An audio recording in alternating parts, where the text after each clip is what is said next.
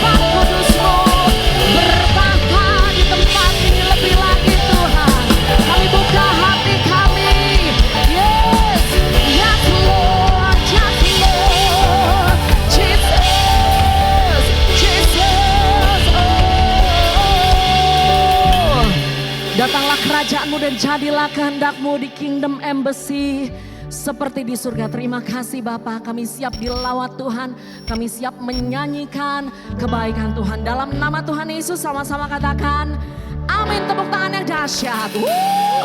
Sorakan haleluya. Shalom Kingdom Embassy, katakan shalom. Katakan shalom. Berapa banyak yang merasakan kebaikan Tuhan? Boleh lambaikan tangan tinggi-tinggi, jangan setengah tiang Bapak Ibu. Yuk sama-sama deklarasikan kebaikan Tuhan. Katakan Tuhan Yesus sungguh baik, sangat baik, bahkan teramat baik buat saya. Sekali lagi Tuhan Yesus sungguh baik, sangat baik, bahkan teramat baik buat kamu. Lihat kanan kiri, keluar dari bangkumu, katakan Jesus loves you. Dia sungguh baik, katakan amin. Haleluya. Let's go.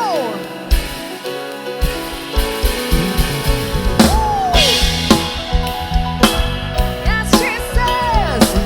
Haleluya. Na na na na na. Come on. Na na na na na. Na na na na na. Na na na na na.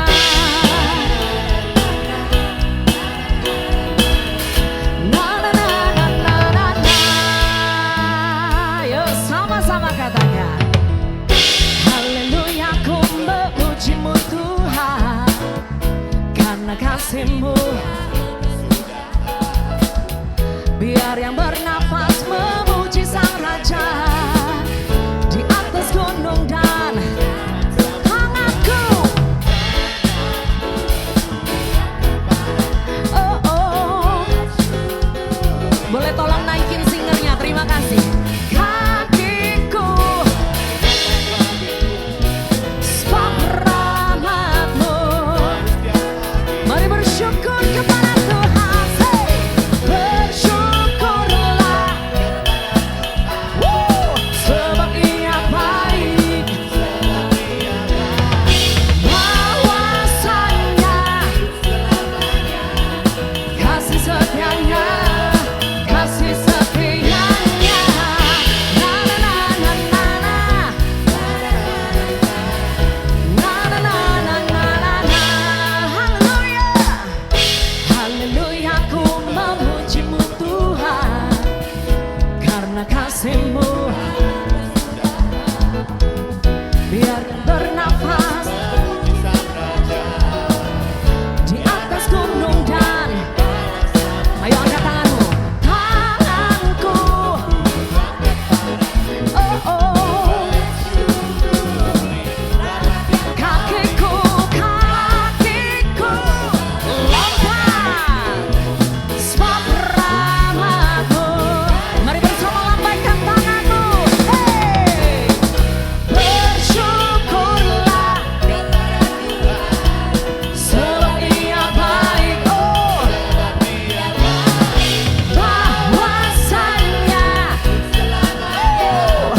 kasih setianya. Ayo bersyukur, bersyukurlah sebab Ia baik. Untuk selamanya, oh oh, kasih setianya. Na na na na na na. Na na. Lagi-lagi katakan na na na na na na. Mari bersama angkat kedua tanganmu. Tanganku ku angkat padamu, kakiku ayo lompat sebab rahmat-Mu. Ayo sekali lagi jemaat saja ya, nyanyikan. Tanganku mensyukuri, kami bersyukur Tuhan. Ayo lompat buat Tuhan. Kakiku sekali lagi ya, baru setiap pagi. Ayo sama anak-anak ya. Tanganku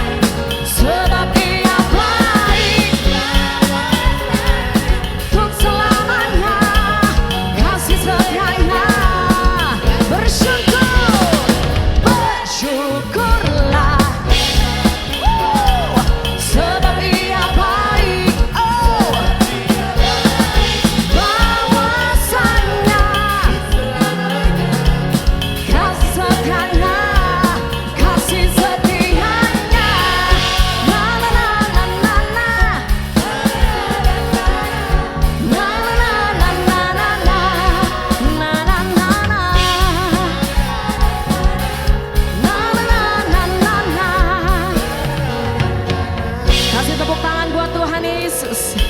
Dia Raja segala Raja, Dia Tuhan segala Tuhan. Bersama dengan Tuhan kita cakap, menanggung segala perkara. Sepakat katakan amin. Yes. Haleluya. Yes. Yes Jesus. Tolong drum ada di floor saya. Terima kasih. Yuk. Tak pernah ku ragu, Kau pegang hidupku. Katakan sepenuh jiwaku. Come on. Sepenuh jiwaku Kau tuntun. Ayo serukan nama Yesus. Come on. Yesus Kaulah Raja. Yuk sama-sama lompat buat Tuhan. Hanya Kau Tuhan. Kuasa-Mu tercurah. Denganmu Tuhan ku kan berjalan. Dari kemuliaan sampai kemuliaan selamanya. Sorangan haleluya. Let's go. Tak pernah ku ragu, Kau pegang sepenuh jiwaku.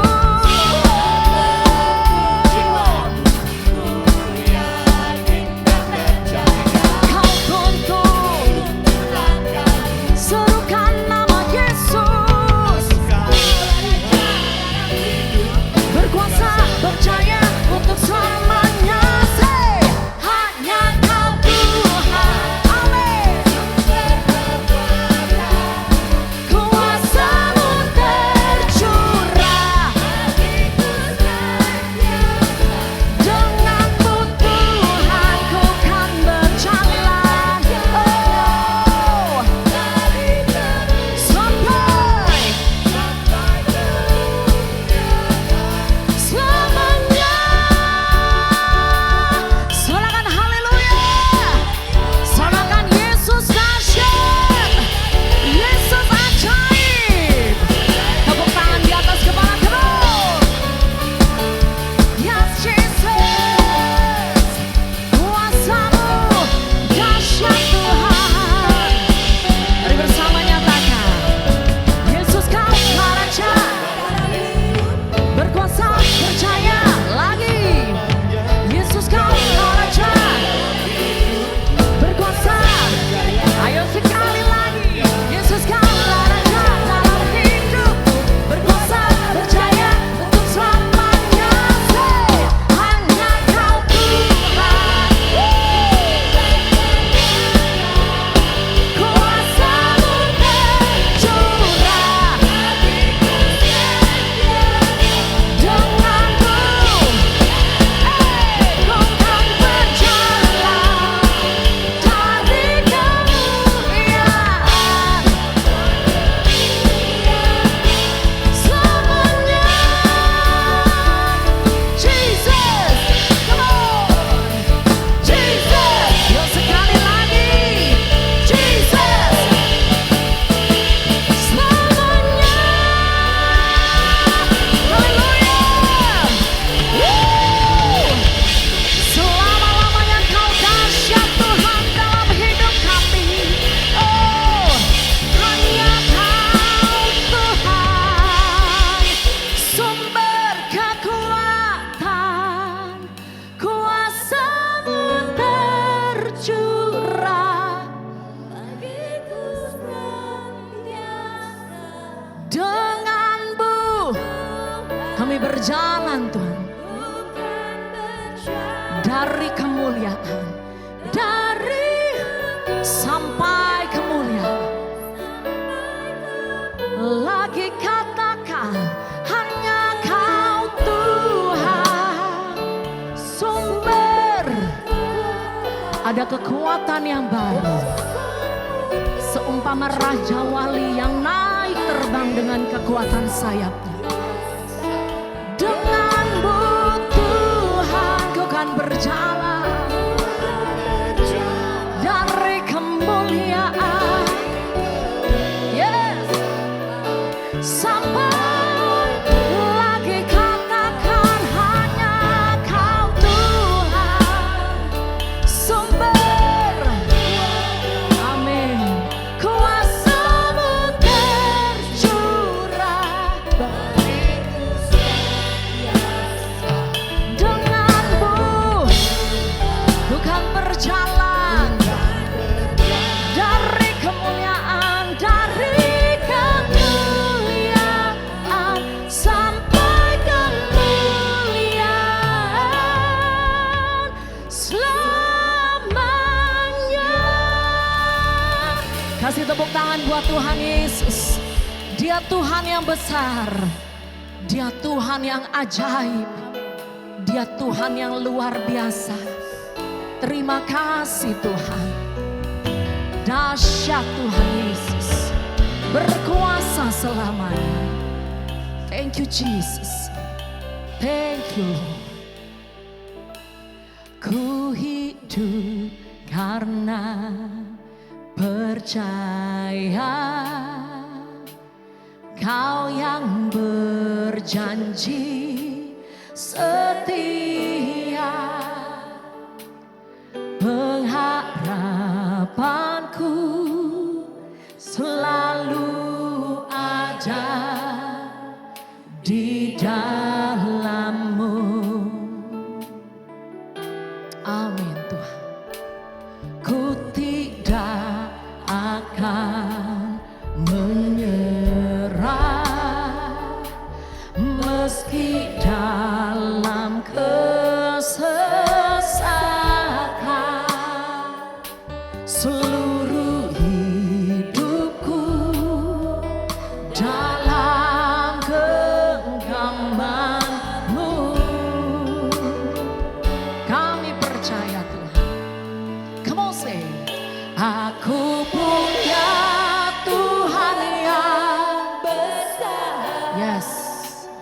Yang tak berjanji dan sanggup menggenapi.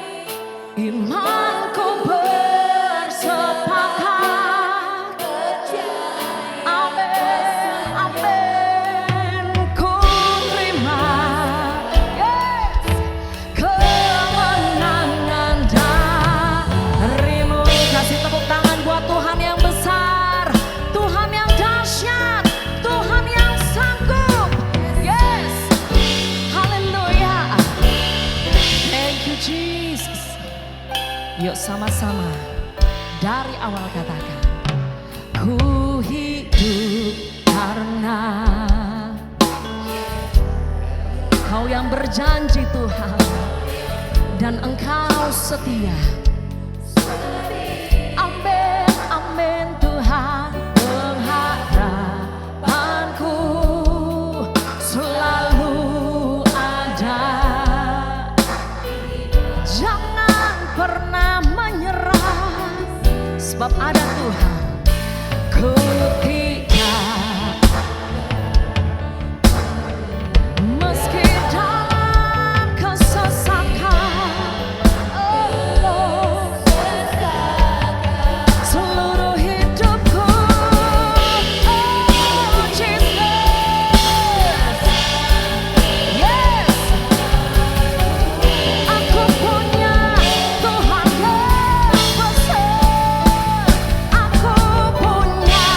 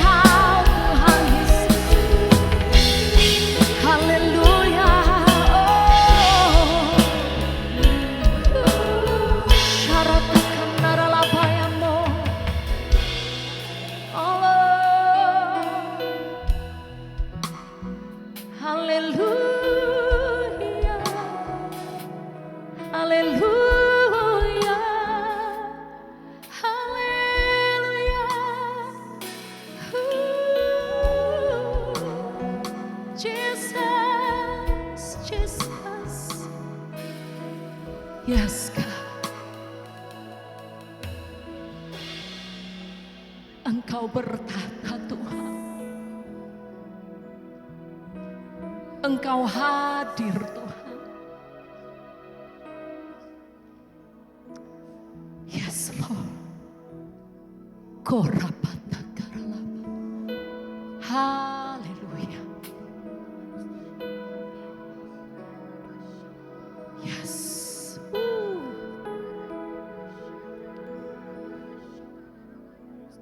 Hirapataka.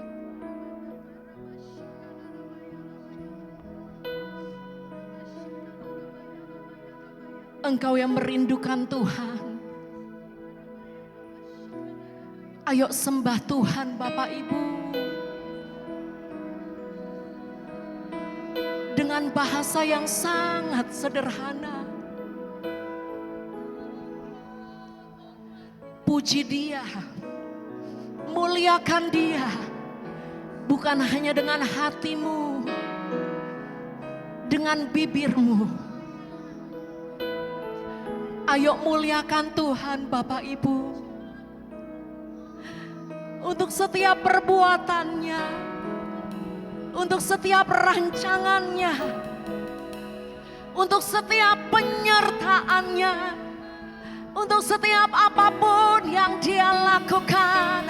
Engkau layak Tuhan Yesus. Oh, Engkau layak, Engkau layak Tuhan, Engkau layak Tuhan Yesus. Oh, yes Lord, yes Lord. Woo. You are worthy of it all. You are worthy of it all. For from you are all things. You deserve. Engkau layak Tuhan.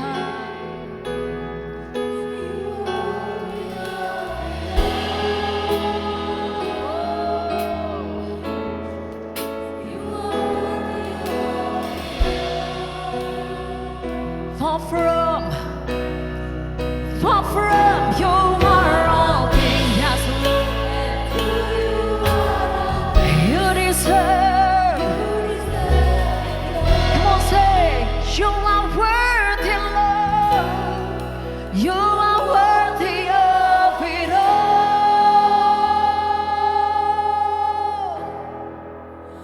You are worthy of it all. For from you are all things. For from you are all things. You deserve. You are worthy, Lord. You are worthy. Oh,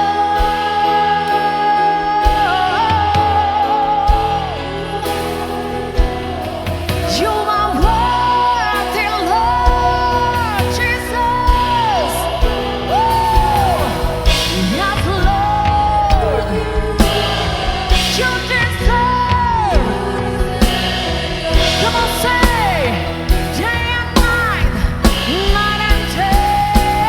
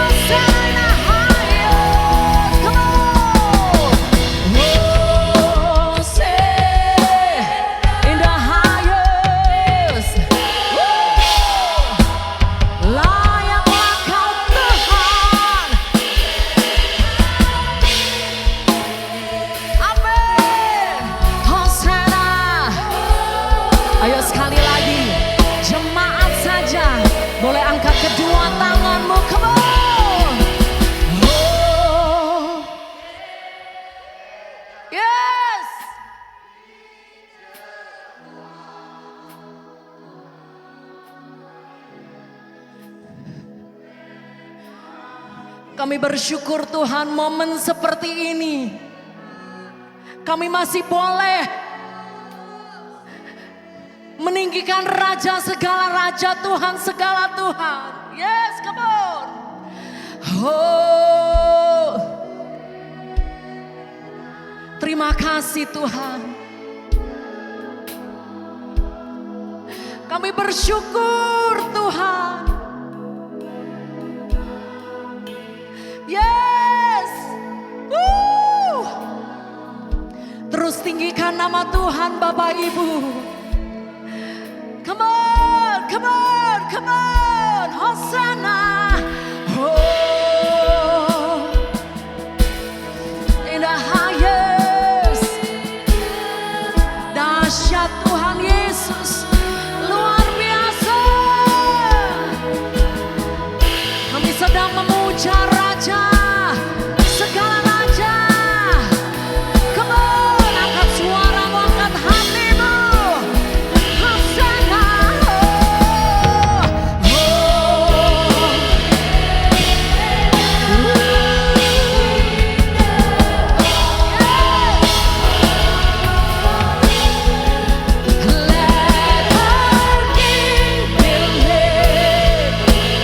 Ada Tuhan di tempat ini.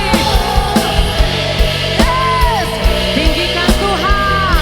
Come on, say. Oh, say.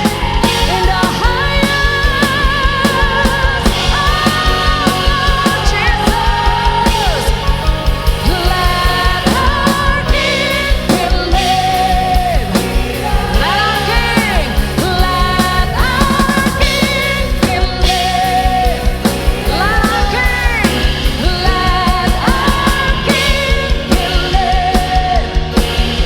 Hosanna. Oh, Hosanna, Jesus.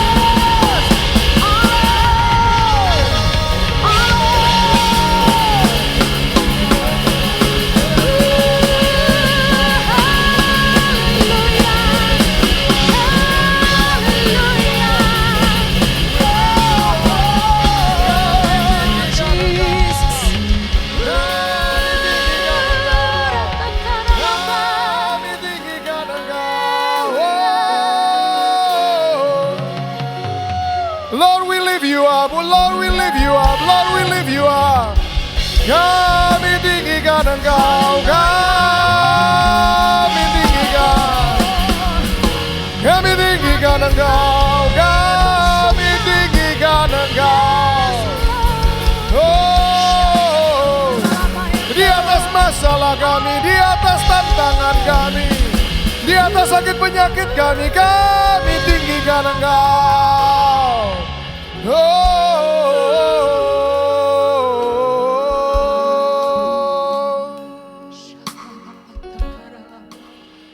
Kami tinggikan Engkau di tempat ini Tuhan. Mengambil tempat yang terutama, yang nomor satu, yang paling atas, yang paling tinggi. Jauh lebih tinggi dari semua masalah kami. Jauh lebih tinggi dari semua tantangan hidup kami. Jauh lebih tinggi dari sakit penyakit kami Tuhan. Kami mau turunkan semua yang lain. Yang selama ini kami besar-besarkan. Bukan masalah kami yang besar. Tuhan kami lebih besar. Bukan tantangan kami yang tinggi. Masalah kami, Tuhan kami lebih tinggi dari masalah kami. Kami percaya Tuhan, iman kami berkata Engkau sanggup Tuhan. Gak peduli Tuhan seberapa beratnya pun, seberapa besarnya pun tantangan kami. Bahkan ketika manusia berkata mustahil, kami percaya bagi Tuhan kami tidak ada yang mustahil.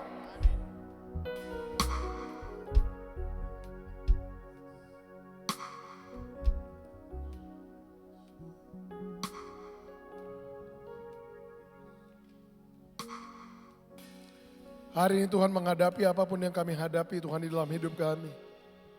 Kami percaya di tempat ini kami terima kekuatan yang baru. Iman kami dikobarkan. Kepercayaan kami, keyakinan kami dibangkitkan. Dan kami jadi orang-orang yang lebih daripada pemenang. Kami percaya Tuhan di tahun di mana Tuhan mau kerjakan terobosan dalam hidup kami. Kami percaya ini waktu kami. Ini musim kami. Terobosan terjadi dalam hidup kami. Di dalam rumah tangga kami, pekerjaan kami, ekonomi kami, bisnis kami Tuhan. Sakit penyakit kami. Ini tahun kami mengalami terobosan itu bersama dengan Tuhan. Hari ini Tuhan Kau hadir di tempat ini. Memberkati umat-Mu di tempat ini. Menguatkan kami. Memberikan kami kelegaan, menyembuhkan kami, mengangkat kami. Hari ini Tuhan, kami juga datang kepada Tuhan. Mohon Tuhan untuk berbicara ke dalam hidup kami. Karena kami hidup bukan cuma dari roti saja. Tapi dari setiap firman yang keluar dari mulut Tuhan. Pagi hari ini tempat ini Tuhan kami tundukkan diri kami di bawah otoritas Tuhan. Firman-Mu berdaulat, berkuasa atas hidup kami. Kami memilih untuk menerimanya dan kami memilih untuk menjadi pelaku-pelaku firman. Dan kami percaya hidup yang kami selaraskan dengan firman-Mu akan mengalami terobosan itu yang Kau janjikan buat kami di tahun ini. Terima kasih Tuhan. Terima kasih buat hadirat-Mu. Terima kasih buat kebaikan-Mu atas hidup setiap kami. Kami siap Tuhan sebentar duduk. Dengar apa yang Kamu katakan. Nyatakan isi hati-Mu buat kami. Kami siap mendengar. Di dalam nama Tuhan Yesus kami berdoa. Yang percaya sama-sama katakan. Amin, amin, amin. Silakan duduk saudara. Wow, shalom, selamat pagi semua. Gimana kabar kita hari ini? Ya, senang sekali hari ini kita bisa kembali berkumpul. Saya percaya semua kita sudah sehat, kuat. Minggu lalu banyak yang mengalami tantangan, virus dan lain-lain. Tapi hari ini saya lihat sudah banyak yang kembali dipulihkan. Dan saya percaya hari ini Tuhan mau memberkati setiap kita. Yang percaya cuma 3 orang. Hari ini saya percaya Tuhan akan memberkati kita luar biasa. Nah, sebelum kita masuk dalam firman Tuhan, yuk saya mau ajak kita mempersiapkan persembahan kita yang terbaik kita mau bawa kepada Tuhan. Saya percaya setiap kali momen kita diberikan kesempatan untuk menabur. Tuhan berikan kuasa itu di dalam tangan kita. Tapi dengar begini, kuasa kalau nggak dilepaskan itu nggak akan terjadi apa-apa. Waktu Alkitab bilang kamu tumpang tangan, orang sakit sembuh. Kalau kita nggak pernah tumpang tangan, ya orang sakit nggak akan kita lihat sembuh. Demikian halnya waktu Tuhan katakan apa yang kamu tabur, itu juga yang kamu tuai. Yang Tuhan kasih kuasa itu di tangan kita. Untuk apa? Menabur. Kalau kita nggak pernah nabur, maka kita nggak akan mendapatkan tuaian dalam hidup kita. Jadi setiap momen kita diberikan kesempatan untuk bawa persembahan kita. Kuasa itu kita mau lepaskan di tempat ini. Caranya gimana? Kita masukkan taburan kita. Itu kuasa yang Tuhan berikan, yang kita pakai, yang saya percaya akan menghasilkan terobosan, tuaian dalam hidup setiap kita. Amin. Saudara siap menabur? Yuk kita berdoa Tuhan, hari ini kami mau membawa persembahan kami. Kami juga percaya Tuhan ini benih yang kami taruh di tanah yang subur. Benih yang akan menghasilkan tuaian berkat Tuhan atas hidup kami, bisnis kami, pekerjaan kami, keuangan kami. Kami mau menabur hari ini bukan dengan rasa kurang, bukan dengan rasa sedih. Kami mau nabur dengan sukacita hari ini. Kami mau menabur dengan iman, percaya, tuaian kami ada di depan kami. Kami siap menabur di dalam nama Tuhan Yesus. Yang siap menabur sama-sama katakan, amin. Ya saudara silahkan memberikan persembahan saudara seperti biasa. Ada nomor rekening QR atau juga amplop-amplop yang ada di kursi saudara. Ada pengumuman, bisa tolong ditampilkan. Ya, hari Kamis yang akan datang seperti biasa ada senior community, ini ibadah khusus UMAS. Yang akan diadakan di tanggal 7 Mei jam 4 sore seperti biasa. Kali ini pembicaranya ini pembicara yang baru. Ini teman kita juga sama-sama, saudara belum pernah dengar dia, tapi Pastor Chandra akan datang dan memberkati kita di UMAS. Ya, jadi saudara siapkan diri saudara hari Kamis yang akan datang. Ada lagi pengumumannya? Sudah cukup? Oke. Saudara siap dengan firman Tuhan? Yuk kita berdoa dulu buat anak-anak kita. Biar sebelum mereka masuk ke kelas-kelas mereka, Kita mau berdoa, tumpangkan tangan kita sama anak-anak kita. Anak-anak boleh ke orang tuanya masing-masing. Di Kingdom Embassy kita percaya Tuhan berikan otoritas atas anak-anak itu pada orang tuanya. Jadi bukan gembala yang tumpang tangan, tapi orang tuanya yang tumpang tangan. Kita mau anak-anak kita belajar dari kecil mengenali otoritas Tuhan. Otoritas dalam hidup mereka adalah orang tua mereka masing-masing. Dan ayah, bapak, dan ibunya harus ngerti. Saudara yang punya tanggung jawab. Jadi tanggung jawab mendidik anak untuk mengenal Tuhan. Itu bukan sama guru sekolah minggu, sama kids church, no. Tanggung jawabnya ada di orang tuanya masing-masing. Guru di kids church menolong, membantu, mendampingi. Tapi yang utama orang tua masing-masing yang bertanggung jawab. Yuk kita doa tumpang tangan atas mereka. Tuhan, kami memberkati anak-anak kami. Percaya Tuhan bahwa mereka Tuhan percayakan dalam hidup kami. Untuk kami mendidik mereka, membimbing mereka. Dan kami berdoa Tuhan ketika kami tumpangkan tangan kami atas mereka. Berdoa Tuhan berkati hidup mereka. Berkati nomor satu dengan pengenalan akan Tuhan.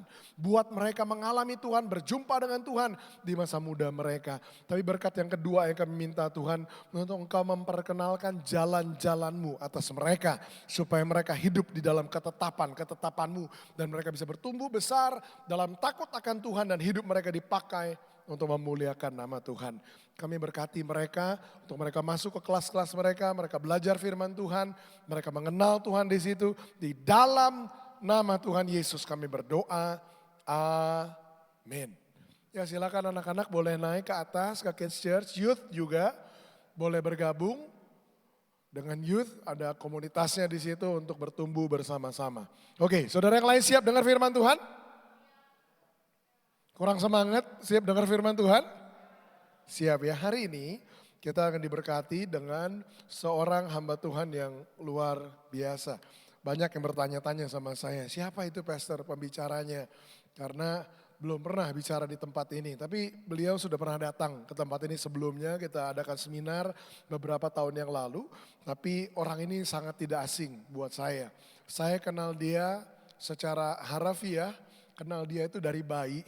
Karena orang tua kami itu berteman baik, bangun bisnis sama-sama. Jadi dari kecil, dari bayi sama-sama kita bertumbuh, terutama di tempat pekerjaan mereka waktu itu. Kita ketemu rutin setiap minggunya, setiap minggu zaman itu kita suka ke Ancol bareng. Waktu zaman Ancol itu masih hype, sekarang udah gak ada yang ke Ancol kayaknya ya. Tapi zaman itu tiap minggu kita berenang sama-sama, terus ke proyek, dari kecil bertumbuh. Di umur berapa itu?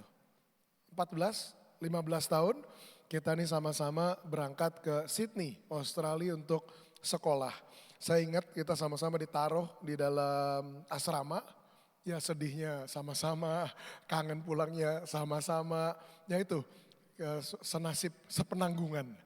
Tapi yang menarik adalah sesudah dari sana saya pulang ke Indonesia, dia tetap stay di Sydney, dia bangun bisnisnya, bangun usahanya, dan di tengah-tengahnya Tuhan tangkap hidup dia. Saya pulang ke Indonesia, Tuhan tangkap hidup saya. Jadi setelah beberapa tahun kemudian kita ketemu lagi sama-sama kaget. Kenapa? Jadi hamba Tuhan. Sama-sama punya kekagetan yang sama. Tuhan punya cara yang unik, cara yang menarik untuk membawa jalur hidup kita. Dan saya percaya sampai hari ini kita masih berteman baik, bersahabat baik. Minggu lalu saya berkhotbah di tempat yang dimana dia dipercaya untuk menggembalakan. Beliau gembala dari 2 PM. Jemaat jam 2 siang hari Minggu itu di CK7 di Kemayoran. Minggu lalu saya diberikan kesempatan berkhotbah di situ, hari ini gantian. Saya minggu lalu juga nggak ingat dia khotbah di sini hari ini, jadi saya nggak ngomong apa-apa.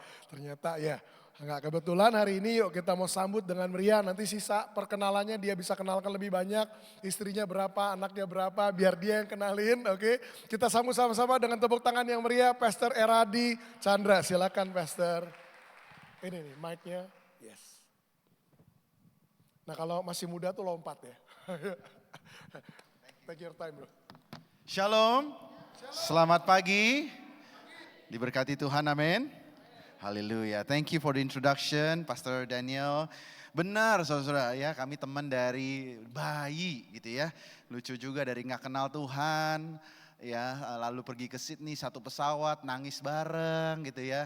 kangen Indonesia bareng, dibully bareng gitu, semua bareng saudara-saudara ya. Orang tua kami berbisnis bareng sampai tiba-tiba lost contact. Dan waktu itu pernah pulang ke Indonesia dan bilang saya melayani Tuhan. Dia bilang dia juga melayani Tuhan, luar biasa. Ya, mungkin tadi sudah diperkenalkan, nama saya Eradi. Saya adalah seorang hamba Tuhan yang melayani di GBI PRJ di CK7 Kemayoran. Saya dipercaya khususnya untuk mengembalakan para dewasa muda di gereja itu. Jadi dewasa muda itu young professionals dan young couples, keluarga-keluarga muda. Istri saya ada bersama dengan saya, Evi, ada di depan sini. Thank you for welcoming us. Kami punya 2 putri, again sama lagi sama Pastor Daniel ya. Nggak tahu ini janjian apa enggak, 2 putri umur 10 dan umur 7. Dan senang sekali saudara untuk bisa hadir di sini. Dulu saya pernah hadir di sini pas ada Pastor siapa namanya? George, ya, seorang hamba, seorang nabi ya, luar biasa. Dan saya bersyukur bisa bertemu dengan Bapak Ibu hari ini. Nah hari ini saudara, saya akan bagikan firman Tuhan yang berjudul Dealing with Disappointment, menghadapi kekecewaan, ya. Di sepanjang tahun ini saudara, atau mungkin 12 bulan terakhir, mungkin banyak dari kita yang mengalami banyak sekali tantangan kehidupan. Termasuk saya sebagai hamba Tuhan. Saya juga pengusaha, di keseharian saya banyak sekali masalah. Secara ekonomi, apa yang sedang terjadi di Selat Hormuz itu sangat ada impactnya sama kita. Khususnya di dalam bisnis saya saudara ya. Omset banyak yang turun, biaya naik, segala macam. Atau mungkin Bapak Ibu di sini ada yang pernah diperlakukan tidak adil. Sehingga kita mengalami kekecewaan demi kekecewaan. Atau ada yang mengalami banyak masalah dalam relationship, hubungan. Ya, baik hubungan dengan menantu, dengan anak, dengan saudara. Ya, atau ada yang mengalami kesulitan finansial. Dan itu semua real. Tentunya kita di sini tidak berbicara bahwa kalau kita ikut Tuhan segala sesuatunya akan menjadi indah, semuanya indah. Tidak ya saudara ya. Pastinya kita menghadapi realitas bahwa terkadang kita menghadapi masalah kesehatan mungkin. Mungkin kita mengalami duka cita karena kita ditinggal oleh orang yang dikasihi. Dan banyak sekali saudara tidak bisa dipungkiri. Nah saya mau jelaskan seringkali pada saat kita menghadapi kekecewaan, kita selalu mempunyai 2 ekstrim reaksi. Yang pertama saudara, kalau kita sudah dikecewakan, biasanya kita suka begini, udahlah menurunkan harapan. Udahlah biar nggak dikecewakan, tidak usah berharap. Udahlah nggak usah lah berharap, udah kita hidup begini-begini aja. Kan banyak orang seperti itu ya saudara ya. Lalu dia menjadi pribadi yang sudah nggak usah ambil resiko. Ngapain kita ambil resiko berharap sama orang, udah nggak usah gitu ya. Ada lagi ekstrim berikutnya, kalau dia sudah dikecewakan dia menjadi pribadi yang ambisi. Pokoknya katanya, saya harus jadi orang. Saya nggak tahu dulu dia jadi apa. Pokoknya kalau saya direndahkan sama orang, kali ini saya harus ambisi, lakukan segala cara untuk jadi orang katanya. Secara emosi, banyak orang tidak bisa meregulasi emosinya dengan baik pada saat menghadapi kekecewaan. Ada 2 macam lagi. Yang pertama biasanya dia menyalurkan emosinya ke dalam. Pada saat dia kecewa dia bilang, aduh memang saya ini bodoh ya. Memang kakek saya bangkrut, bapak saya bangkrut, pantesan aja saya bangkrut.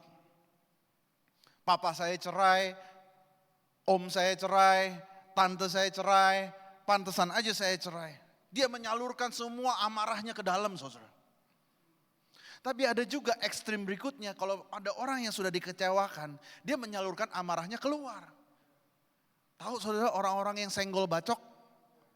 Ya. Kenapa dia senggol bacok? Karena dia membangun satu sistem pertahanan di mana sebelum orang menyakiti gua sakitin orang dulu. Sebelum gua dikecewakan, mendingan gua pukul dia dulu. Mendingan gua marah dia dulu, gitu ya. Salurkan emosinya keluar. Jadi dia menjadi orang yang temperamen. Kalau yang ini menjadi orang yang minder, kalau yang ini menjadi orang yang temperamen. Ini swing yang sangat ekstrim dan seringkali tanpa sadar kita ada di kedua belah reaksi seperti ini. So what I'm saying is Orang Kristen itu tidak luput dari yang namanya kekecewaan. Even me. Bahkan saya seorang hamba Tuhan, seorang pengusaha, sebagai seorang suami, sebagai seorang bapak, of course masih menghadapi yang namanya kekecewaan. Selama kita masih menapak di bumi ini, pasti kita dihadapi dengan yang namanya kekecewaan. Tapi apa kata firman Tuhan hari ini? Kita lihat di Amsal 17 dikatakan begini. Hati yang gembira adalah obat yang manjur. Kita tahu lagunya saudara-saudara? Hati yang gembira adalah obat. Nah kita suka tuh sambil naikin jempol gitu kan. Ya kan? Tapi ternyata ayat ini gak sampai di situ saja. Dia bilang begini, tetapi semangat yang patah mengeringkan tulang. Semangat yang patah di firman Tuhan ini, kalau di dalam bahasa Inggrisnya, saya baca dia bilang katanya, a broken spirit saps a person's strength. Artinya hati yang kecewa atau hati yang patah itu mengeringkan atau menghisap atau menghabiskan semangat. Bagaimana kita menghadapi kekecewaan hari-hari ini? Apakah kita menjadi seseorang yang semangatnya patah, hidup kita tanpa arah? Nah saudara-saudara, yang saya perhatikan karena saya orangnya cukup detail dan setiap kali saya baca firman Tuhan itu saya seperti menginvestigasi firman Tuhan. Dan saya perhatikan ada satu pola yang selalu terulang di Alkitab. Polanya apa? Bahwa semua pahlawan-pahlawan firman di Alkitab, di mana biasanya Tuhan memberikan janji yang luar biasa kepada orang itu selalu 100% pasti harus dihadapi dengan kekecewaan terlebih dahulu. You name it. Seolah-olah pada saat dia udah diberikan janji, dia harus menghadapi ini nih, namanya kekecewaan. Pada saat dia sudah menang melawan kekecewaan, barulah janji Tuhan tergenapi dalam hidupnya. Ya, you name it, siapa? Abraham, kita tahu Abraham hidupnya sudah settle, betul ya? Sudah nyaman. Bahkan dia sudah menerima loh.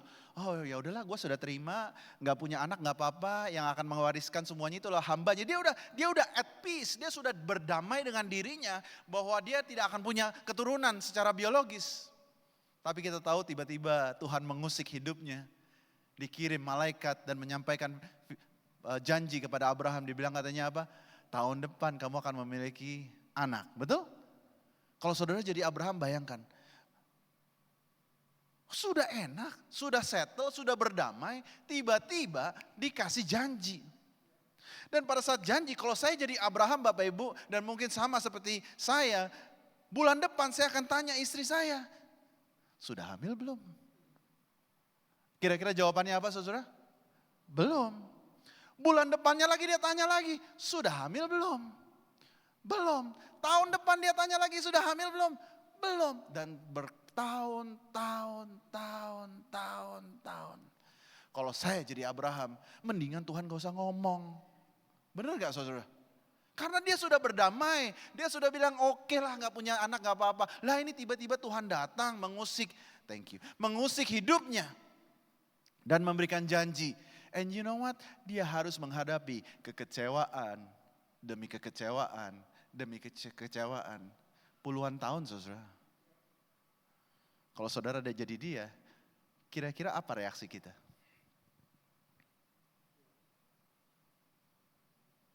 Musa. Tuhan berbicara kepada dia di semak belukar. Betul? Tapi lihat perjalanan hidupnya penuh dengan kekecewaan demi kekecewaan. Menghadapin bangsa Israel, saudara. Yusuf, dia dapat mimpi suatu hari dia akan menjadi pemimpin besar. Apa yang terjadi dalam hidupnya? Apakah langsung terjadi? Dia jadi langsung penguasa Mesir? Tidak, saudara. Apa yang dia lakukan? Dia harus dijual sama kakaknya. Kecewa apa tidak, saudara? Kecewa berat. Saudara, orang yang paling bisa mengecewakan kita adalah orang yang paling dekat dengan kita. Betul? Kalau orang di jalan mah dia mau klakson, dia kasih kita jari tengah, mah nggak peduli saudara. Kenapa? Karena kita nggak hidup sama dia, kita nggak akan ketemu sama dia. Tapi orang yang saudara kandung sendiri, anak sendiri itu yang paling cuts really deep. Ya, Yusuf dijual, difitnah, dipenjarakan, dilupakan. See? Patternnya apa? Semua pahlawan-pahlawan iman di Alkitab, pada saat mereka mendapatkan janji Tuhan, mereka harus menghadapi satu hal ini. Namanya kekecewaan. Dan pada saat dia sudah menang, barulah janji Tuhan digenapi atas hidup mereka. Dan hari ini, kalau kita dibilang anak-anak Tuhan, I'm sorry to say, bukan saya menakut-nakutkan. Kita pun diperhadapkan dengan kekecewaan demi kekecewaan. Tapi yang penting bagaimana kita bisa menghadapi dan bereaksi terhadap kekecewaan. Hari ini, kalau tadi saya bilang pahlawan iman, Abraham, Musa, Yusuf, saya akan bagikan satu cerita dari salah satu pahlawan iman yang ini favorit saya, pahlawan iman. Dan dia juga sama. Pada saat dia muda, dia diurapi Tuhan, diurapi oleh seorang nabi bahwa dijanjikan dia akan menjadi seorang raja yang luar biasa. Pada saat dia umur remaja, he was a nobody. Again, he was at peace. Dia sudah berdamai dengan dirinya untuk menjadi seorang gembala. Seorang anak yang have fun. Semuanya baik-baik aja. Tiba-tiba Tuhan harus mengusik hidupnya. Dan dia diurapi. Ternyata orang ini juga harus menghadapi kekecewaan. Kita tahu ceritanya namanya Daud. Kita akan baca cerita di Gua Adulam, saudara. 1 Samuel 22 mengatakan begini. Lalu Daud pergi dari sana dan melarikan diri ke Gua Adulam. Semua orang katakan Adulam. Ketika saudara-saudaranya dan seluruh keluarganya mendengar hal itu, pergilah mereka ke sana mendapatkan dia. Berhimpunlah juga kepadanya setiap orang yang dalam kesukaran. Setiap orang yang dikejar-kejar tukang piutang, setiap orang yang sakit hati, maka ia menjadi pemimpin mereka. Bersama-sama dengan dia ada kira-kira 400 orang. Nah, di cerita ini saudara, seperti tadi kita sudah baca, Daud itu sedang melarikan diri dan bersembunyi di satu gua namanya Adulam, saudara. Nah, tetapi kalau saya bisa bawa konteksnya supaya kita bisa ikut sama-sama masuk ke dalam gua Adulam di cerita ini. Imagine, bayangkan bahwa kita ada di gua itu bersama dengan dia. Dan kita harus kenal Daud yang di pasal ini adalah Daud yang sudah diurapi menjadi Raja Israel. Betul? Dia adalah Daud yang sudah mengalahkan Goliat di pasal ini. Dia adalah Daud yang sepak terjang dalam karir militernya. Perang lawan ini menang, perang lawan itu menang, perang lawan ini menang. Dia adalah Daud yang pada saat itu semua orang suka banget sama dia. Kalau dia punya IG, followernya pasti jutaan orang, saudara. Everybody loves David. Semua orang suka banget sama Daud. Dan bukan hanya itu, Daud di pasal ini adalah Daud yang menjadi menantu raja.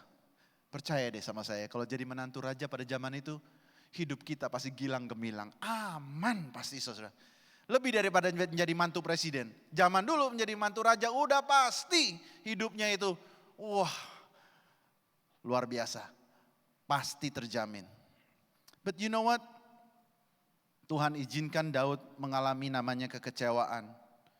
Dari seseorang yang sukses tiba-tiba menjadi buronan raja. Kita tahu ceritanya bahwa Saul tidak suka sama dia, menjadi cemburu, akhirnya Saul itu mau membunuh dia. Bayangkan saudara kalau saudara jadi Daud. Saya akan selalu berpikir kalau saya menempatkan diri menjadi Daud, saudara. Dari seseorang yang sukses, karir militernya sukses, tiba-tiba harus jadi buronan raja. Segenap pasukan biasa, pasukan elit, semua dikerahkan bukan lawan bangsa Filistin, tapi untuk membunuh seorang yang namanya Daud. Percaya sama saya, kalau tadi saya bilang menantu raja hidupnya pasti aman, jadi buronan raja, saya bisa pastikan hidupmu tidak akan lama, saudara. Kalau jadi musuhnya raja, siapapun itu, hidupmu tidak akan lama. Bayangkan kalau menjadi Daud pada saat dia diurapi, saudara. Mungkin dia berpikir, mestinya saya duduk di singgasana tahta kerajaan. Tetapi kenapa saya duduk di dalam gua ini? Bukankah semestinya Tuhan berjanji saya jadi raja? Kenapa saya ada di dalam satu gua ini? Bersembunyi menjadi buronan raja. Kalau saya jadi dia,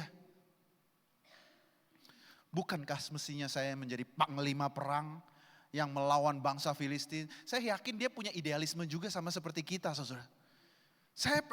Dia pasti, bukankah semestinya gue yang mimpin itu pasukan-pasukan elit? Kenapa sekarang pasukan elit itu mau membunuh dia? Bayangkan, saudara. Adulam artinya mundur atau bersembunyi. Di saat itu saya yakin Daud itu bergumul, begitu luar biasa. Bertanya-tanya bahkan kepada Tuhan, kenapa ini harus terjadi? Isn't your promise is for me to be a king? Bukankah saya semestinya menjadi raja, menjadi orang yang disukai? Bukankah semestinya saya menjadi pahlawan? Tetapi saya kenapa mesti bersembunyi di satu gua di dalam kekecewaan? Hari ini mungkin Tuhan izinkan kita sedang bersembunyi di satu gua yang namanya kekecewaan. Di mana impian kita, kehendak kita seakan-akan tertunda dan bahkan tidak terjadi. Mungkin hari ini engkau datang ke dalam ibadah ini dan berkata, bukankah Tuhan berjanji? Bukankah dulu Tuhan pernah berjanji ini, berjanji itu? Bukankah semestinya aku ini menjadi pribadi yang berkemenangan? Tapi sepertinya kita harus menghadapi kekecewaan demi kekecewaan, saudara-saudara. Mungkin hari ini sama seperti Daud. Kita seperti sedang mundur, tiarap, dan berdiam diri. Karena kita tidak bisa melihat ada harapan di hari esok. Penuh dengan kekecewaan. Nah saudara, saya melihat pattern Daud. Dan saya melihat ternyata Tuhan itu tidak pernah salah pilih orang. Ada sesuatu yang spesial di dalam diri Daud. Sehingga Tuhan itu tidak salah pilih dia. Dan hal inilah yang mau saya bagikan hari ini kepada Bapak Ibu saudara-saudara yang dikasihi Tuhan. Supaya kita juga memiliki respon yang sama seperti Daud di dalam kekecewaannya, saudara. Si Daud itu bukan sekedar mendapatkan warisan, nih langsung jadi raja. Ternyata Daud itu benar-benar teruji. Dia adalah seorang raja yang dipersiapkan karena mentalitas dan hatinya benar di hadapan Tuhan. Amin. Yang pertama yang Daud lakukan pada saat dia ada di dalam kekecewaan di dalam gua Adulam itu adalah ini, saudara. Bahwa dia tetap produktif, saudara. Daud di dalam kekecewaannya tetap menjadi pribadi yang produktif. Dia berbeda dengan kita, saudara. Kadang-kadang dia punya hati yang berbeda. Kalau kita tadi sudah baca, pada saat dia ada di dalam gua Adulam itu, saudara-saudaranya datang, keluarganya datang. Bahkan dikatakan bahwa orang-orang yang dalam kesukaran datang, kumpul. Orang yang dikejar utang datang, kumpul. Saudara. Dan dikatakan firman Tuhan dengan jelas dikatakan, ia menjadi pemimpin atas mereka. Di situ ada 400 orang. Apa yang dilakukan Daud pada saat dia kecewa? Ingat kalau kita, saudara, perhatikan baik-baik, kita punya Alkitab. Kita dengan mudah akan baca hasil akhir hidupnya, kita tahu, gampang, betul. Tapi kalau kita jadi Daud saat itu, jadi buronan raja. Mungkin saya bilang, waduh bentar lagi gue nih. Gitu ya saudara ya. Kita mah gampang tinggal baca firman Tuhan, udah tahu, oh menang dia, tahu dia jadi raja, bahkan jadi nenek moyang Mesias. Kita udah tahu itu karena kita punya firman Tuhan. Tapi kalau jadi dia nggak tahu saudara. Tapi lihat apa yang dia lakukan. Dia tetap produktif. Kenapa? Karena pada saat di gua itu datang orang-orang yang kesukaran, keluarganya, segala macam. Dan dikatakan dia harus menjadi pemimpin atas mereka. Artinya di dalam masa kekecewaannya pada saat dia gak mengerti apa yang sedang terjadi. Dia itu masih memimpin 400 orang. Dan 400 orang ini bukan orang baik saudara. Saudara bisa tanya sama Pastor Daniel, mimpin gereja itu gak gampang. Paling seru ngurusin orang saudara. Itu paling seru. Ada aja masalahnya. Makanya dia semakin kurus saudara-saudara. Khotbah ini menurut saya nggak terlalu susah, ngurusin orang. Itu.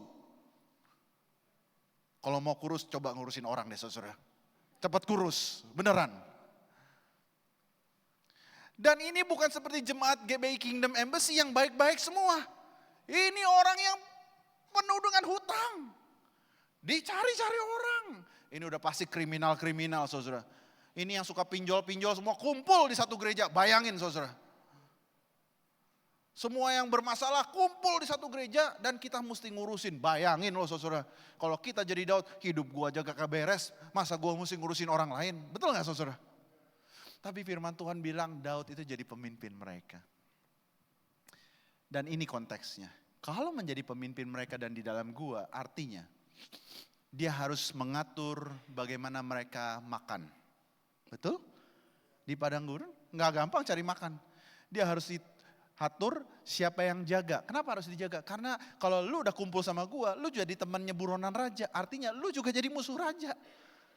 Dia harus kumpulin tuh 400 orang. Siapa yang jaga pagi, jaga sore, jaga malam. Dia harus kumpulin siapa yang bersembunyi di mana, tidur di mana dan segala macam. 400 orang di dalam gua. Itu gak gampang saudara. Cari makan gimana, ke toilet bagaimana, tidur bagaimana. Beralkitab katakan dia tetap menjadi pemimpin. You know what? Di dalam kekecewaannya dia tetap produktif. 1 Petrus 4 ayat 19 mengatakan begini. Karena itu baiklah juga mereka yang harus menderita karena kehendak Allah.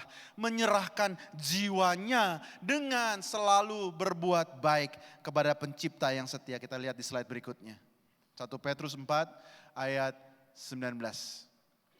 Dikatakan yang menderita tetap harus menyerahkan jiwanya dengan selalu berbuat baik. Bagaimana dengan kita saudara pada saat kita kecewa? Apakah kita menjadi seorang Kristen yang berkata, nanti deh saya melayani Tuhan kalau saya udah ditolong sama Tuhan. Nanti deh saya melayani Tuhan kalau jawaban doa saya sudah dikabulkan. Nanti deh. Atau kita menjadi seorang Kristen yang sama seperti Daud. Walaupun belum mendapat jawaban. Walaupun belum mengerti apa yang sedang direncanakan Tuhan. Saya tetap produktif di dalam dia. Katakan amin saudara. Kita menyerahkan jiwa kita dan tetap berbuat baik melayani Tuhan dengan mempedulikan orang lain. Nah saya memberikan definisi yang simple saudara. Apa sih produktif itu? Saya berdoa kita semua adalah orang-orang produktif. Produktif artinya ini saudara. Doing the next right thing and doing the next thing right. Maksudnya apa? Pada saat saudara pernah ada di dalam kekecewaan dan saudara sampai bilang begini, gua gak tahu nih mesti ngapain. Gak tahu, sumpek nih, buntek. Ini gua gak tahu mesti ngapain karena kecewa saudara. Ini yang kita lakukan. Do the next right thing. Contohnya. Kalau misalnya kita sedang kecewa dengan keluarga. Dan kita tahu mungkin ada kumpul-kumpul keluarga. Dan kita tahu itu adalah hal yang benar dan harus kita lakukan. Tanpa kita mengerti jawaban doa. Do the next right thing. Do it. Lakukan. Dan yang kedua, lakukanlah dengan benar. Nah ini perbedaan yang kedua. Pada saat kita datang ke situ, do the next thing right. Lakukanlah, jangan setengah hati saudara. Lakukan dengan sepenuh hati.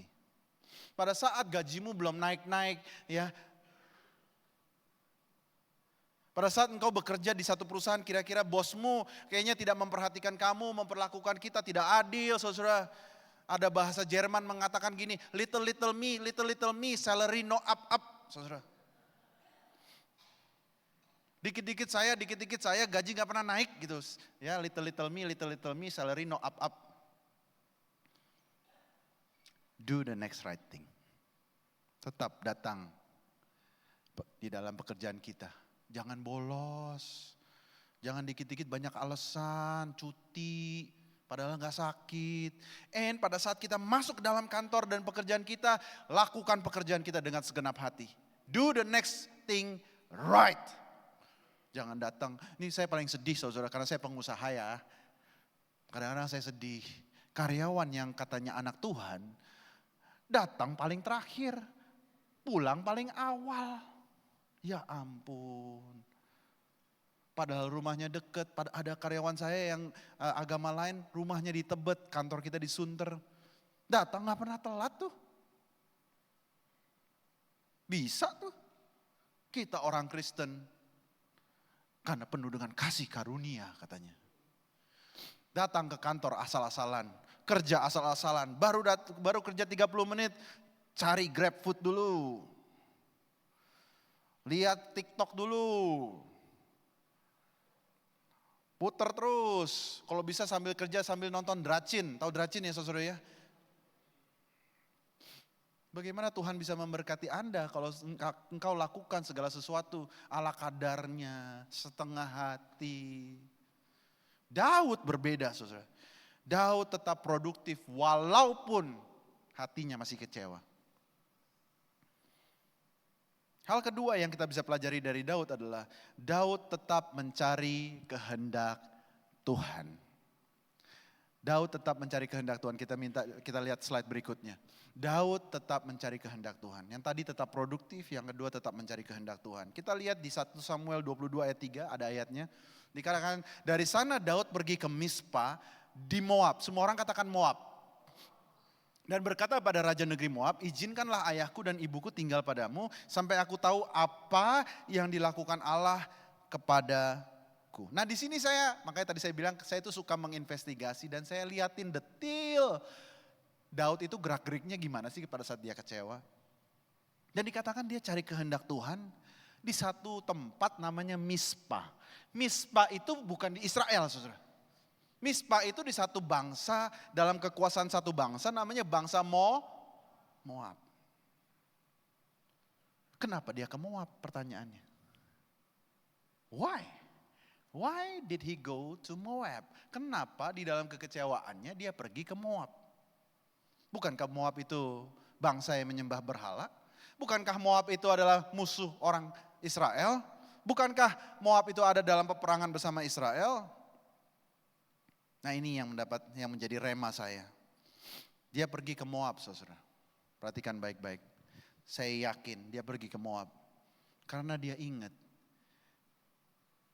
Dia keturunan orang Moab. Seorang perempuan yang tadinya tidak kenal Tuhan. Janda pada saat dia masih muda. Tetapi kalau kita baca kisah hidupnya. Seorang yang semestinya tidak punya harapan hidup. Seseorang yang mestinya tidak masuk kualifikasi menjadi ambil bagian dari janji Tuhan. Ternyata perempuan ini Tuhan pakai dan Tuhan balikkan hidupnya. Tuhan tolong dan Tuhan angkat. Akhirnya perempuan ini kembali ke satu kota namanya kota Bethlehem. Dan bertemu dengan seorang laki-laki, akhirnya mereka menikah. Dan mereka menghasilkan keturunan dan dia yang menjadi buyutnya Daud. Ada yang tahu nama perempuan itu siapa? Ruth. Ruth adalah orang Moab. Saya yakin pada saat Daud datang situ dia ingat cerita nenek moyangnya. Ada satu perempuan dulu buyut saya namanya Ruth. Semestinya dia tidak masuk hitungan, semestinya hidupnya sudah madesu, tidak ada masa depan saudara, masa depan suram. Tapi Tuhan bisa tuh rubah hidupnya. Seperti merubah telapak tangan, kita tahu ceritanya ya saudara. Bahkan seseorang yang tidak masuk hitungan dalam keturunan Abraham, seorang perempuan ini menjadi keturunan seorang raja Israel. Dan kalau kita baca di Matius 1, dia juga menjadi nenek moyangnya Mesias kita, Yesus Kristus. Dari situ saya percaya Daud ingat. Kalau dulu Tuhan bisa tolong buyut saya, Tuhan bisa tolong saya hari ini. Kalau dulu Tuhan itu setia kepada seseorang perempuan, karena dia itu mengikut Tuhan, Tuhan bisa tolong saya hari ini karena saya setia kepada Tuhan. Walaupun dia belum mengerti apa yang sedang terjadi. Begitu juga dengan kita Bapak Ibu Saudara-saudara yang dikasih Tuhan. Pada saat engkau kecewa, jangan tergiur dengan godaan si jahat yang mengatakan, udahlah lu ngapain Kristen-Kristen. Udah lalu ngapain ke gereja-gereja, ngapain serius-serius amat ikut persekutuan, ikut ibadah umas, ikut whatever, kegiatan rohani yang bisa membangun rohani kita. Udah di rumah aja. Toh juga lu kekecewa kan jadi orang Kristen. No.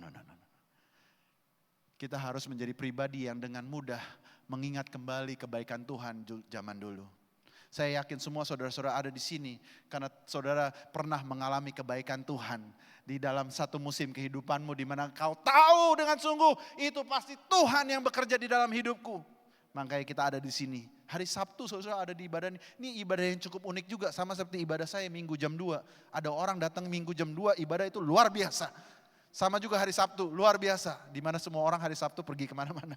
Tapi kita ada di sini, saya yakin. Karena apa? Karena kita pernah mengalami perjumpaan dengan Tuhan. Mengalami perjumpaan dengan kebaikannya zaman dulu. Dan hari ini kalau engkau mengalami kekecewaan, mari ingat kembali. Kalau dulu Tuhan bisa tolong, hari ini Tuhan pasti bisa tolong. Katakan amin.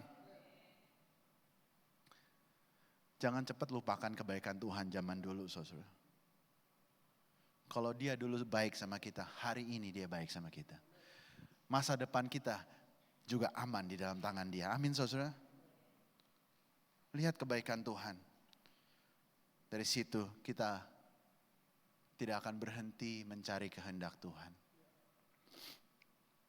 Kesalahan terbesar orang Kristen adalah pada saat dia menghadapi kekecewaan. Mungkin kekecewaan bahkan dengan pastormu, dengan pemimpinmu. Yaitu meninggalkan gereja. It's the biggest mistake. The biggest mistake. Semestinya justru pada saat kita kecewa, kita semakin cari kehendak Tuhan. Lihat Daud saudara. Masalah kita sama masalah Daud di Gua Adulam mah gak ada apa-apanya saudara. Kecil banget masalah kita dibandingkan masalah Daud. But look at him, lihat dia saudara. Dia pergi ke Moab. Dia cari kehendak Tuhan di situ. Yang ketiga, tetap produktif, tetap mencari kehendak Tuhan. Yang ketiga, apa yang Daud lakukan adalah ini. Dia tetap mentaati firman Allah. Kita balik lagi ke 1 Samuel 22 ayat 5. Dikatakan begini, tetapi God, G-A-D ya, bukan G-O-D, God, Nabi itu berkata kepada Daud, janganlah tinggal di kubu gunung itu, pergilah dan pulanglah ke tanah Yehuda. Lalu pergilah Daud dan masuk ke hutan Keret. Saudara, saya jelaskan sedikit konteks. Kenapa seorang nabi, suara nabi itu begitu penting di perjanjian lama. Jadi di perjanjian lama, walaupun sistem pemerintahannya adalah kingdom, raja. Raja itu berkuasa secara politik, militer di zaman itu, ekonomi. Tetapi sebenarnya di perjanjian lama, orang yang menyuarakan suara Tuhan, yang memegang otoritas di dalam suara Tuhan adalah seorang nabi pada zaman itu, bukan raja. Nah Daud saudara, Daud itu kalau saya perhatikan di dalam kehidupannya, dia mempunyai 3 orang nabi yang bersuara di dalam kehidupan dia. Kita tahu yang pertama adalah Nabi Samuel. Nabi Samuel adalah orang yang sangat berpengaruh atas hidup Daud. Dan kita tahu Nabi Samuel yang mengurapi dia pada saat dia remaja dan segala macamnya. Yang benar-benar membuka jalan pertama kali bagi kehidupan dia untuk benar-benar luar biasa itu Nabi Samuel. Yang kedua dia punya nabi. Namanya Nabi Nathan. Ada yang ingat cerita Nabi Nathan? Nabi Nathan adalah nabi yang mempertaruhkan segalanya untuk berhadapan dengan raja Daud yang sudah menjadi raja. Ingat waktu Samuel ada Daud yang masih menjadi gembala. Nabi Nathan adalah pada saat dia sudah jadi raja, pada saat dia jatuh dengan Batsheba. Kita tahu itu, pada saat dia berdosa, Nathan datang pada dia dan menegur dia. Saudara harus mengerti konteksnya. Seseorang yang menegur raja pada zaman itu, pertaruhannya adalah lehernya saudara. Karena siapapun messenger yang menyampaikan kabar buruk kepada sang raja pada zaman itu, pertaruhannya adalah leher saudara. Dan Nathan adalah nabi yang memberanikan diri mempertaruhkan hidupnya untuk menyampaikan apa hati Tuhan kepada Daud. Dan puji Tuhan Daud bertobat. Kita tahu cerita itu, amin. Makanya saudara kalau di sini kau punya gembala yang menegur, bersyukur. Bersyukur kalau engkau ditegur sama gembala. Ini bukan pesan sponsor ya saudara ya.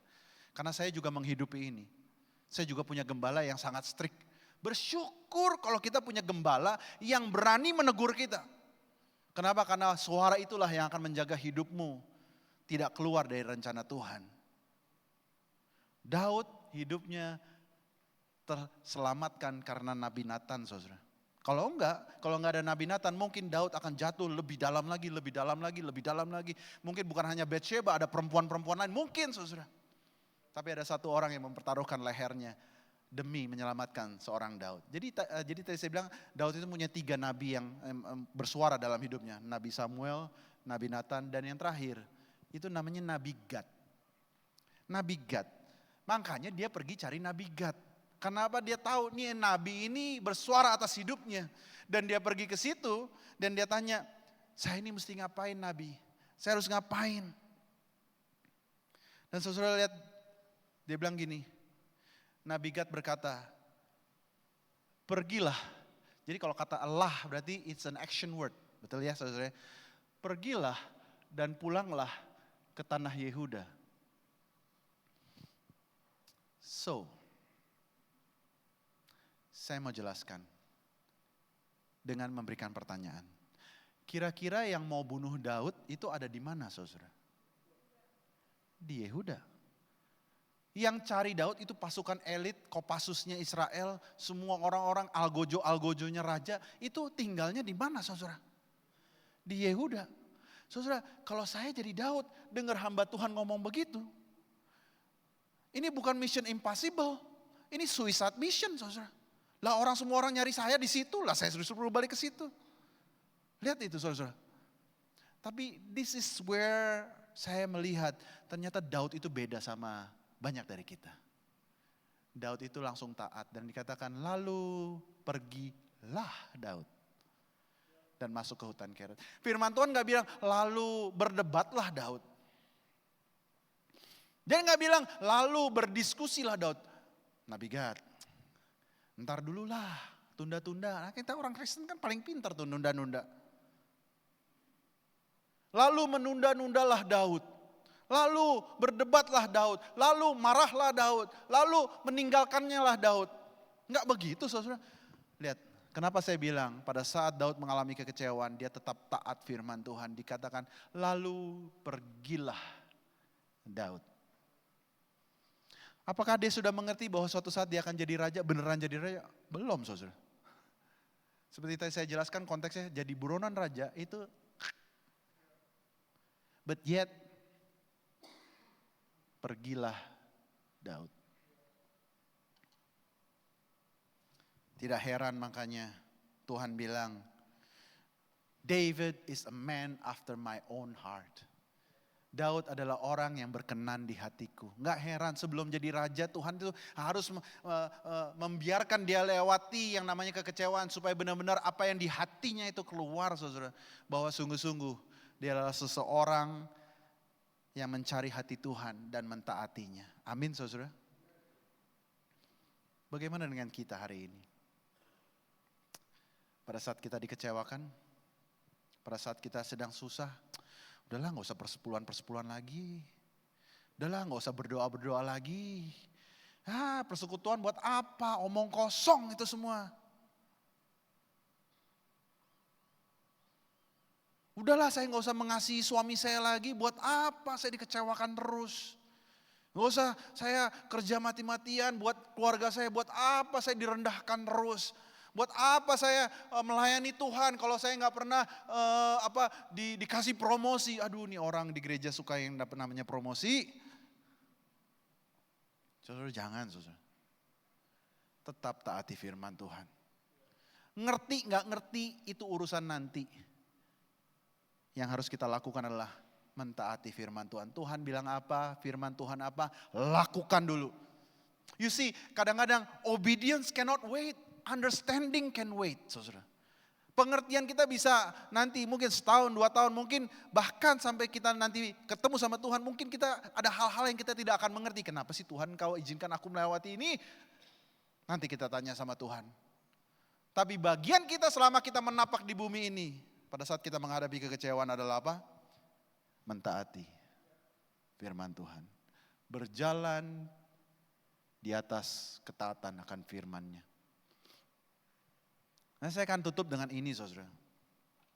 Tadi kita berbicara tentang kalau kita menghadapi kekecewaan tetap produktif. tetap mencari kehendak Tuhan, dan yang ketiga tadi tetap mentaati firman Tuhan. Jangan dikasih lihat dulu slide terakhir.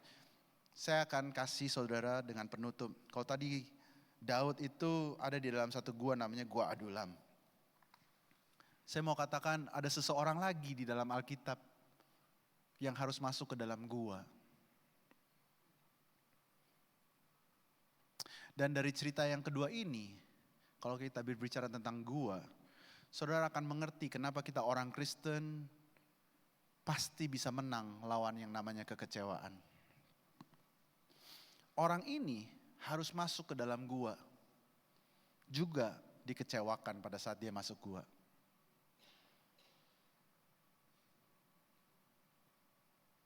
Pada saat dia masuk gua, banyak orang juga pada saat orang melihat dia masuk gua, banyak orang yang dekat dengan dia juga kecewa. Karena banyak orang itu punya harapan besar atas orang ini, tetapi dia harus masuk gua. Saya kasih lihat gambar yang terakhir, saudara.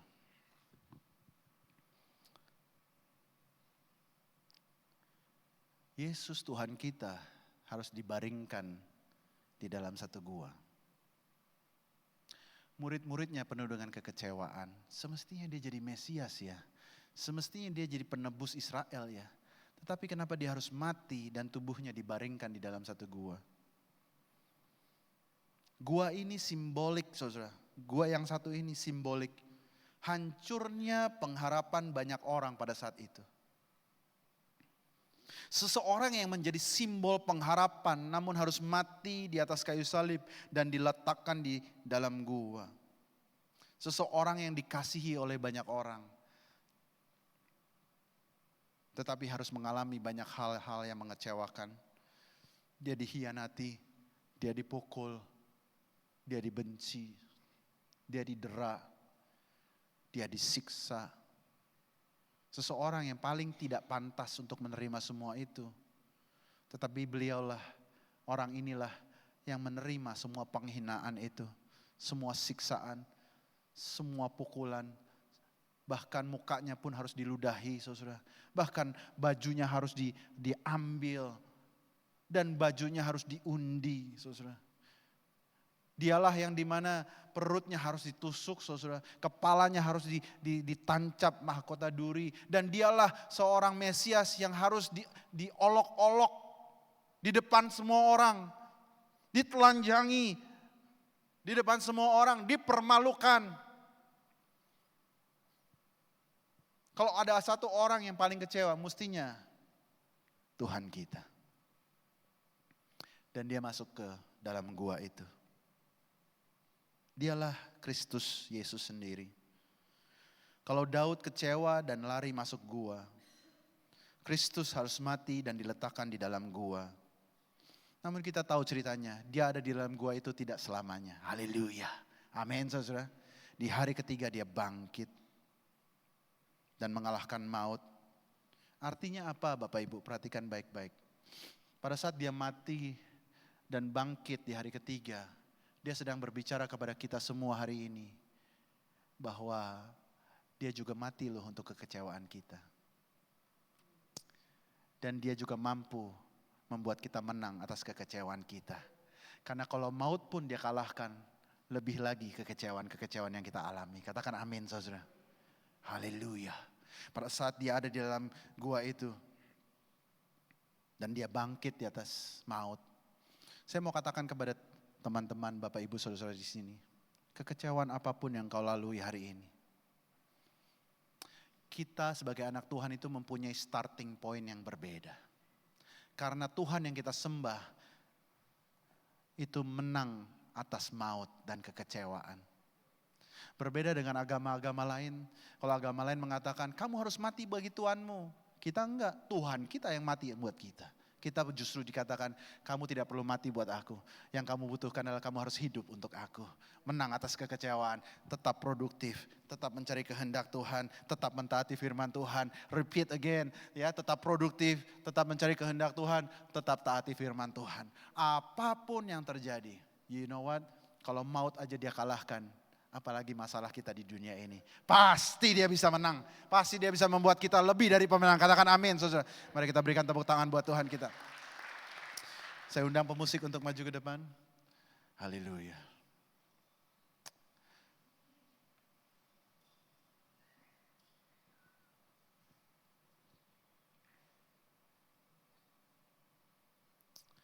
Bagaimana kita meresponi kekecewaan? Itulah yang menjadi perbedaan Bapak Ibu. Pertanyaannya bukan kenapa saya harus kecewa. Karena kita tadi sudah belajar bahwa semua dari kita yang mendapatkan janji Tuhan, di mana hidup kita akan diangkat tinggi sama Tuhan, pasti harus mengalami yang namanya kekecewaan. Itu udah a common factor, apa ya common factor? Itu sudah semua, udah formulanya seperti itu. Jadi jangan kecewa, saudara, kalau saudara menghadapi kekecewaan. Itu biasa. Semua orang menghadapi kekecewaan. Orang yang punya duit, gak punya duit, tua atau muda, single atau menikah, semuanya menghadapi kekecewaan. Jangan pikir bahwa orang yang punya uang itu gak ada kekecewaan. Saya bergaul dengan banyak orang yang entrepreneur, konglomerat, saudara pikir hidup mereka tidak ada kekecewaan. Banyak saudara. Semakin banyak uang, semakin banyak ribut keluarga saudara. Ada yang bilang terang-terangan sama saya, teman saya. Kalau kita mah udah bangga punya ruko ya saudara. Teman saya, ini gedung gua, itu gedung gua. Bayangin saudara. Dia bilang gini, bapak gua gak pernah ada buat gua. Bapak gua cuma lihat bapak gua sebagai mesin ATM. Bayangin saudara. So, bukan kondisi ekonomi kita yang menentukan apakah kita kecewa apa enggak. Semua pasti mengalami kekecewaan. Tetapi perbedaannya, pada saat kita di dalam Kristus, kita mempunyai starting point yang berbeda. Beda dengan orang dunia. Orang dunia tidak ada pengharapan. Tapi kita ada pengharapan. Karena Dia yang telah mati, mengalahkan maut, pasti bisa menuntun kita keluar dan menjadi orang yang lebih dari berkemenangan melalui kekecewaan kita. Amin saudara. Tetap produktif. Tetap cari kehendak Tuhan. Dan taati Dia. Walaupun kau belum mengerti. Just obey. Just obey. Just obey. Obey. Jangan jauhi persekutuan orang-orang percaya. Jangan engkau pada saat engkau ditegur oleh gembalamu atau pemimpinmu, jangan engkau dengan cepat sekali patah hati, tawar hati. Itu respon orang dunia, saudara. Tapi respon anak-anak Tuhan adalah semakin kita bertanya-tanya, semakin kita cari Dia. Semakin kita taati Dia. Lord, I'm just gonna obey you even though I don't understand. Walaupun aku tidak mengerti, aku tetap percaya. Amin saudara. Mari kita tundukkan kepala. Terima kasih Tuhan untuk hari ini. Kalau kami boleh mendengarkan firman-Mu. Haleluya. Rabashi rabalabalabalabala. Mari kita teduhkan hati kita sejenak, Bapak Ibu. Saya tidak kenal Bapak Ibu, tetapi saya percaya bahwa kita ada di tempat ini bukan karena kebetulan. Dan bukan karena kebetulan firman ini diberitakan. Tadinya saya mau bicara tentang hal yang lain, tapi Tuhan gerakan untuk ganti dengan khotbah ini. Jika engkau ada di dalam masa-masa yang mengecewakan, ketahuilah bahwa ada harapan bagi dia yang ada di dalam Kristus. Selalu ada harapan. Tuhan, hamba-Mu berdoa buat anak-anak-Mu yang ada di tempat ini. Biar kiranya mereka menjadi orang-orang yang menghadapi kekecewaan dengan respon yang benar. Biar kiranya mereka menjadi pribadi-pribadi yang tetap produktif. Pribadi-pribadi yang tetap haus dan lapar akan Tuhan. Mencari kehendak-Mu. Dan pribadi-pribadi yang mentaati firman-Mu. Walaupun mereka belum mengerti. Tuhan, tolong mereka. Di dalam pergumulan mereka. Show yourself true. Nyatakan kesetiaan-Mu atas hidup mereka. Dan proses hidup mereka supaya semakin hari mereka semakin serupa dengan Kristus. Supaya kami boleh dipanggil orang-orang yang berkenan di hadapan Tuhan. Men and women of God that are after His own heart. Terima kasih Tuhan, hamba-Mu selesai berbicara, biar firman-Mu yang berotoritas, berdaulat, memimpin hidup kami. Kami berdoa di dalam nama Yesus. Semua yang percaya katakan, amin, amin. Amin. Berikan tepuk tangan yang luar biasa buat Tuhan kita.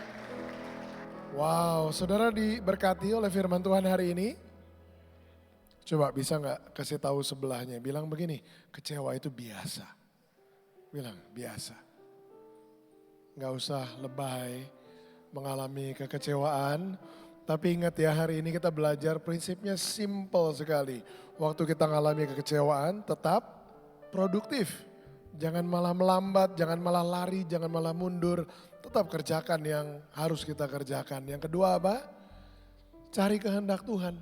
Jangan cari pembenaran, jangan cari pelarian, jangan cari pelampiasan. Justru cari kehendak Tuhan atas hidup kita. Sehingga yang ketiga, kita bisa mentaati firman Tuhan. Amin. Saya percaya terobosan kita akan kita alami. Kita nggak akan ada di gua itu terus menerus. Kita akan mengalami terang Tuhan yang ajaib. Menerangi hidup kita. Kita ngalami kemenangan, ngalami terobosan. Daud akhirnya kan nggak di dalam gua. Daud akhirnya ada di istana. Tuhan permuliakan dia ngalami terobosan dia. Saya percaya setiap kita pun akan ngalami kemenangan yang gilang gemilang dari Tuhan. Amin. Ya, terima kasih Pastor Eradi, Ibu Evi yang berkenan datang ke gereja kita. Saudara diberkati, kita mau ya mereka bisa datang berkati kita lagi ke depan. Setuju gak? Setuju ya. Yuk kita mau akhiri ibadah kita sama-sama. Saya undang kita bangkit berdiri, mari kita berdoa.